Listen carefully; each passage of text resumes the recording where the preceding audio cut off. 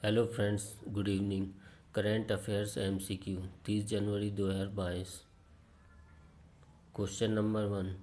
भारत का सबसे बड़ा इलेक्ट्रिक वाहन चार्जिंग स्टेशन कहाँ खोला गया है? ए करनाल, बी पटना, सी गुरुग्राम या डी हैदराबाद। आंसर है सी गुरुग्राम। चार पहिया वाहनों के लिए भारत का सबसे बड़ा इलेक्ट्रिक वाहन चार्जिंग स्टेशन गुरुग्राम में दिल्ली जयपुर राष्ट्रीय राजमार्ग पर खोला गया है, जो कि 100% चार्जिंग पॉइंट की क्षमता से लैस है। इससे पहले भारत का सबसे बड़ा इलेक्ट्रिक वाहन चार्जिंग स्टेशन नई मुंबई में स्थित था, जो कि 16 एसी और 4 डीसी चार्जिंग पोर्ट से लैस था। इस नए इलेक्ट्रिक वाहन चार्जिंग स्टेशन को tech piloting company electrify private limited द्वारा विकसित किया गया है। Question number 2। किस देश में दुनिया का सबसे बड़ा कैनाल लॉक लॉन्च किया गया? A France, B Australia, C Netherlands या डी जापान। आंसर है C Netherlands.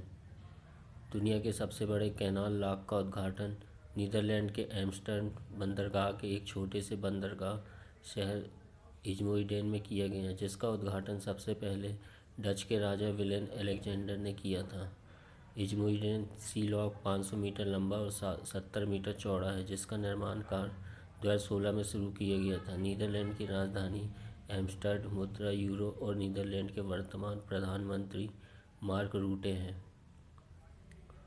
Question number 3। Bharat सरकार के मुख्य आर्थिक सलाहकार के पद पर किसे नियुक्त किया गया? ए डॉक्टर वेंकट रमन अनंत नागेश्वरन, बी नरेश कुमार सैनवाल, सी विजय शर्मा या डी इनमें से कोई नहीं। आंसर है ए डॉक्टर वेंकट रमन अनंत नागेश्वरन। डॉक्टर वेंकट रमन अनंत नागेश्वरन को भारत सरकार के मुख्य आर्थिक सलाहकार के रूप में नियुक्त किया गया है। डॉक्टर वेंकट रमन अनंत नागेश्वरन भारत के पूर्व मुख्य आर्थिक सलाहकार के.वी. सुब्रमण्यम की जगह लेंगे, जो कि 17 दिसंबर 2021 को रिटायर हुए थे। डॉक्टर नागेश्वरन लेखक, साहित्यकार, शिक्षक और आर्थिक सलाहकार हैं, जो कि IMSR graduate school of business के डीन और आंध्र प्रदेश के क्रिया विश्वविद्यालय में अर्थशास्त्र के अतिथि प्रोफेसर रह चुके हैं। Question number 4। The dollar 10 trillion dreams पुस्तक के लेखक कौन हैं? ए जयंत घोष, बी डॉक्टर रेखा चौधरी, सी विजय नयन दुबे या डी सुभाष चंद्र गर्ग। आंसर है डी सुभाष चंद्र गर्ग। भारत के पूर्व विदेश सचिव एवं लेखक सुभाष चंद्र गर्ग ने अपनी नई पुस्तक the dollar 10 trillion dreams launch की। द डॉलर 10 ट्रिलियन ड्रीम्स पुस्तक फरवरी 2022 के अंत तक प्रकाशित की जाएगी। यह पुस्तक 2030 तक भारत को 10 ट्रिलियन अमेरिकी डॉलर की अर्थव्यवस्था बनने के सुधारों के सुझाव पर प्रकाश डालती है। इस पुस्तक को पेंगुइन रैंडम हाउस इंडिया के द्वारा प्रकाशित किया गया है। Question number 5। दुनिया की दूसरी सबसे बड़ी IT कंपनी कौन सी बनी? ए विप्रो, बी IBM, सी TCS या डी इन्फोसिस। आंसर है सी TCS। Tata consultancy services TCS दुनिया में सूचना प्रौद्योगिकी क्षेत्र की सेवा प्रदाता कंपनी की सूची में दूसरा सबसे मूल्यवान ब्रांड बनी है। TCS ने दुनिया की दूसरी सबसे बड़ी IT कंपनी बनने का दर्जा IBM कंपनी को पछाड़कर हासिल किया है। इसके अलावा इन्फोसिस इस लिस्ट में तीसरे स्थान पर रही है। ब्रांड फाइनेंस IT सर्विसेज की रिपोर्ट के अनुसार TCS इन्फोसिस के साथ 4 अन्य भारतीय कंपनी टॉप 25 IT कंपनियों की सूची में शामिल हुई है।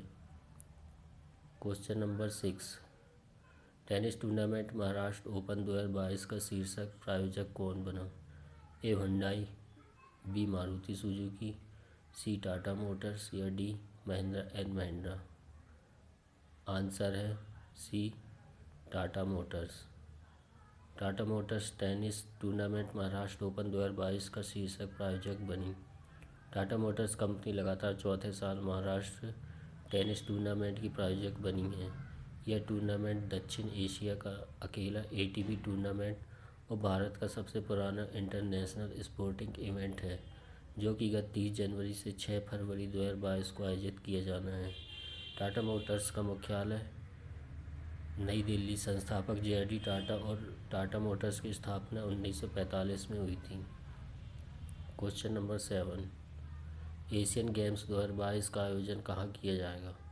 ए वियतनाम, बी रूस, सी चीन या डी जापान? आंसर है सी चीन। एशियन गेम्स 2022 का आयोजन चीन देश द्वारा किया जाएगा, जो कि 10 सितंबर से 25 दिसंबर तक चीन के शिनजियांग प्रांत के होक्जू समेत 5 शहरों में आयोजित किया जाना है। यह मल्टी स्पोर्टिंग इवेंट में कुल 40 खेलों में 61 स्पर्धा में होगी, जिसमें तीरंदाजी, एथलेटिक्स, बैडमिंटन, घुड़सवारी, तलवारबाजी, फुटबॉल, हॉकी, जूडो, कबड्डी समेत क्रिकेट T20 को भी शामिल किया गया है। चीन की राजधानी बीजिंग और चीन के वर्तमान राष्ट्रपति शी जिनपिंग हैं। क्वेश्चन नंबर 8, डाटा गोपनीयता दिवस, डेटा प्राइवेसी डे कब मनाया गया? ए 31 जनवरी, बी 23 जनवरी, सी 28 जनवरी या डी 21 जनवरी? आंसर है सी 28 जनवरी। दुनिया भर में हर साल 28 जनवरी को डाटा गोपनीयता दिवस मनाया जाता है, जिसका उद्देश्य गोपनीयता की संस्कृति के बारे में लोगों को बताना और गोपनीयता जिम्मेदारियां निभाने के लिए लोगों को प्रोत्साहित करना है। डेटा गोपनीयता दिवस 2021 की थीम प्राइवेसी मैटर्स रखी है। इस दिन का पालन गोपनीयता का सम्मान करने, विश्वास को सक्षम करने और डेटा की सुरक्षा के महत्व पर जागरूकता पैदा करने का एक अंतर्राष्ट्रीय प्रयास है।